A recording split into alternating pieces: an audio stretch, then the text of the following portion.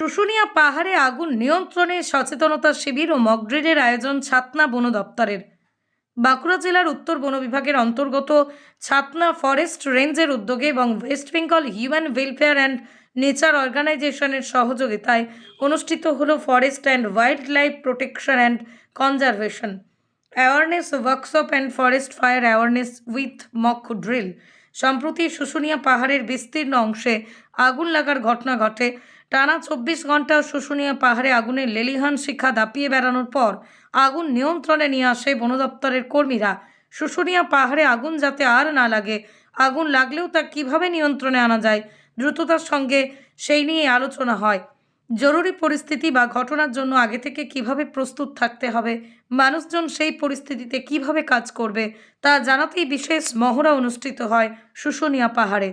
এই কর্মসূচিতে উপস্থিত ছিলেন বাঁকুড়া উত্তর বন বিভাগের DFO Debashis Pradhan, ADFO Durgakanta Jha, Chhatna forest range আধিকারিক Nirmal Das, Susunia beat officer Pradip Sikdar, west Bengal human welfare and nature অর্গানাইজেশনের সম্পাদক স্বপ্না বরাট সহ অন্যান্য বনাধিকারিক এবং স্থানীয় গ্রামবাসী, বন সুরক্ষা কমিটির সদস্যরা। আজকের এই প্রোগ্রামটা বেসিক্যালি আমাদের যেটা অর্গানাইজ করা হয়েছে awareness generation against forest fire, আর সেকেন্ড যেটা হচ্ছে আমাদের ফায়ারকে কীভাবে মিটিগেট করতে হবে উইথ ফায়ার ফাইটিং ইকুইপমেন্টস।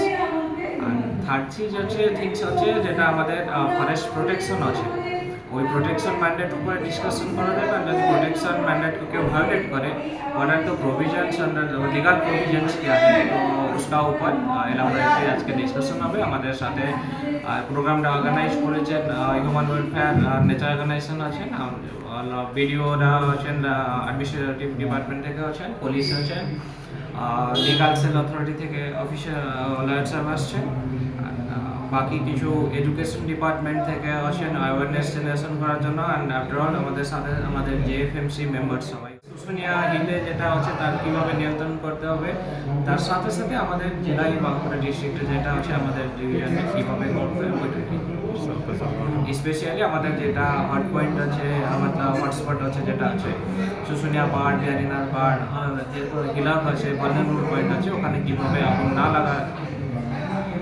না লাগবে, তো ওইটা নিয়ে আমাদের আমাদের এখানে ফরেস্ট অ্যাক্টের ওপরে কিছু লিগ্যাল অ্যাওয়ারনেস হলো, তার সাথে হচ্ছে ফরেস্ট যে ফায়ার সেটার ওপরে মানে আইনি ব্যবস্থা কি, প্রশাসনিক ব্যবস্থা কি, ফরেস্ট ডিপার্টমেন্টও কি ভূমিকা পালন করে, এখানে জেএফএমসি কমিটি মেম্বাররা তাদের কি ভূমিকা আছে, তারা কতখানি বন দপ্তরের সাথে একসাথে যৌথভাবে এই অনুষ্ঠান বলুন আর এই যে আগুন লাগার বিষয়ে সুরক্ষা করে জঙ্গলকে বা আমাদের প্রকৃতিকে, সেই সব বিষয় নিয়ে তাদের সাথে একটা অ্যাওয়ারনেস আর একটা মিলন বন্ধন বলতে পারেন ফরেস্ট ডিপার্টমেন্ট এবং জেএফএমসি কমিটি উইথ গ্রামগুলোর সাথে।